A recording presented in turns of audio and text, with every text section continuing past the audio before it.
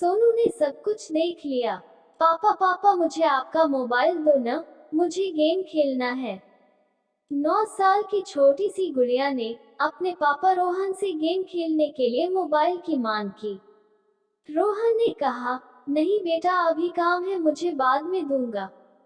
गुड़िया ने जिद करते हुए कहा, नहीं पापा दो ना, मैं तुरंत गेम खेलकर दे दूंगी। रोहन ने फिर से कहा, नहीं बेटा, मैंने कहा ना, मुझे अभी काम है, मैं बाद में दूंगा।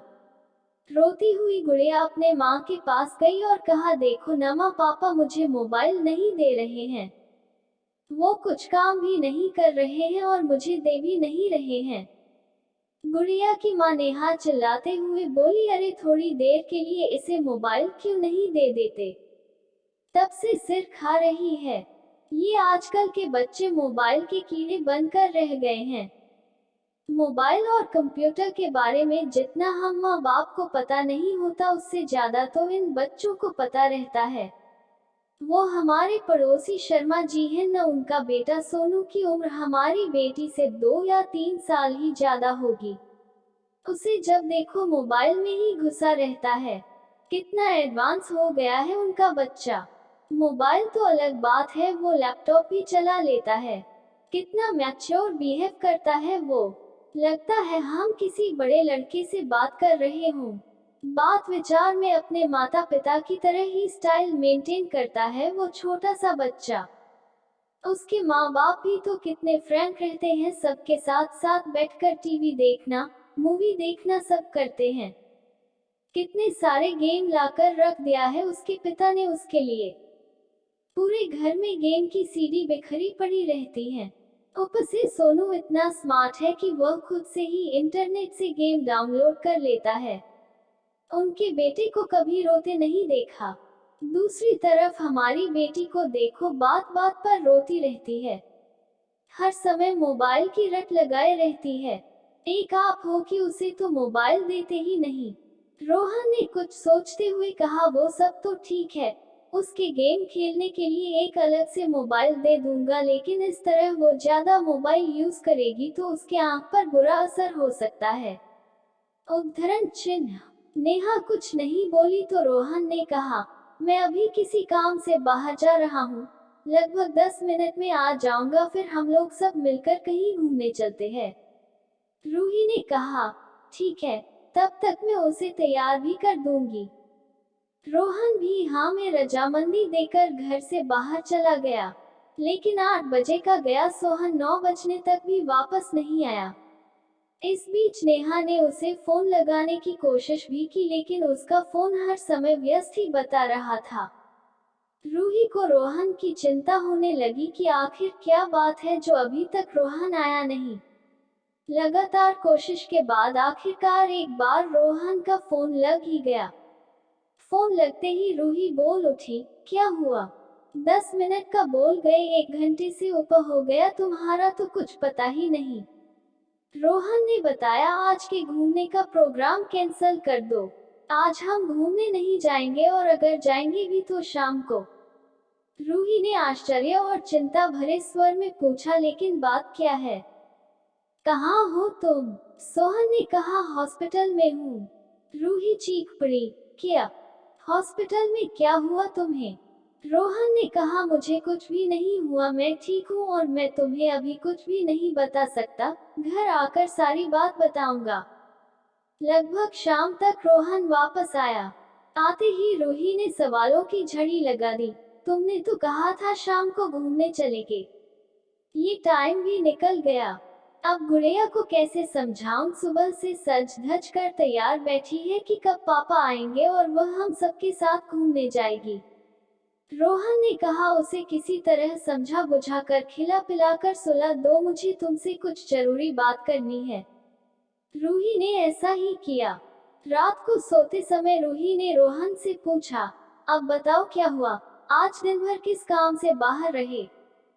रोहन ने बताया, वो हमारे पड़ोसी शर्मा जी हैं न, उन्हें एक परेशानी आ गई थी, उसी में लगा रह गया। मैं आज सुबह जैसे ही घर से निकला तो बाहर देखा, पार्किंग एरिया में कुछ लोग झुंड बनाकर खड़े थे। पास जाकर देखा तो सोनू, वो 10 साल का छोटा सा बच्चा, अपने साथ खेल रही बच्ची नाइटी के साथ गलत हरकत करने की कोशिश कर रहा था। कुछ लोग उसकी अश्लील हरकतों को देख हंस हंस कर बातें कर रहे थे।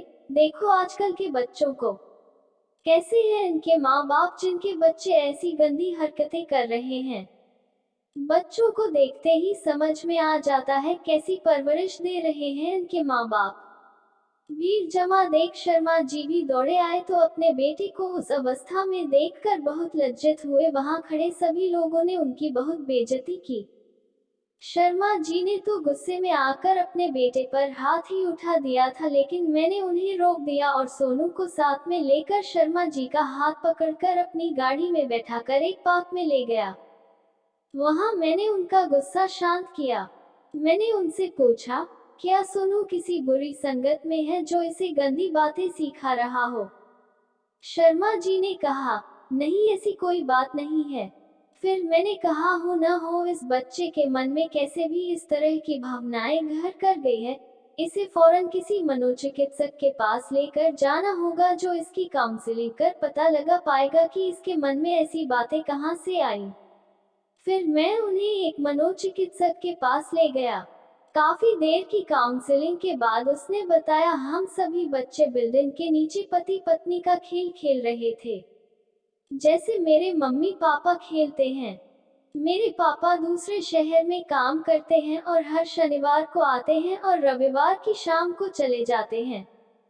जब तक पापा बाहर रहते हैं माँ बहुत ही प्यार से उनसे बातें करती है, और जब भी पापा आने वाले रहते हैं मेरी माँ मुझे जल्दी सुला देती है। मैं भी उनसे बहुत सारी बातें करना चाहता हूँ। सुबह पापा देर से जगते हैं और मेरे लिए उनके पास समय नहीं रहता। पापा के आने के पहले माँ के कमरे में एक सीडी रखी थी, जिसे देख मैंने सोचा ये मेरे गेम की सीडी है और उसे लैपटॉप में डालकर चेक किया। तभी माँ अचानक मुझे सुलाने आ गई। मैं भी सोचता था कि पापा के आने से पहले माँ मुझे जल्दी क्यों सुला देती है। फिर मैंने रात को सिर्फ सोने का बहाना किया और पापा के आते ही सब कुछ छुपकर देखा कि माँ उन्हें प्यार से गले लगाती है और उसके बाद वो कैसे खेलते हैं। सोनू की यह सब सुनकर मेरे और शर्मा जी के पसीने छूट गए। डॉक्टर ने उसे कुछ दवाइयां दी हैं और साथ ही सलाह भी दिया है कि तुरंत ही उसका यह माहौल बदल दे। उसके खेल खिलौने फौरन बदल दिए जाएं। उसे माँ बाप का भरपूर समय मिलना चाहिए। उसके सामने कभी भी उस बात की चर्चा न हो। उन्हें फौरन ये जगह छोड़ना होगा ताकि समय के साथ साथ वह इस वाक्य को भूल सके। डॉक्टर ने बताया, हम लोग बच्चों को अपने बीच की बाधा समझते हैं और किसी न किसी तरह उसे मोबाइल, लैपटॉप और इंटरनेट मुहैया कराकर उसे व्यस्त कर देते हैं ताकि हम अपना काम बिना किसी डिस्टर्बेंस के कर सकें। आजकल इंटरनेट पर बिना सर्च किए भी कुछ अश्लील तस्वीरें और बातें दिख जाते हैं, जो बच्चों के कोमल मन पर बहुत बुरा असर छोड़ते हैं और आगे चलकर वो हमारे हाथ से बाहर हो जाते हैं। रूही ये सब सुनकर स्तब्ध रह गई थी।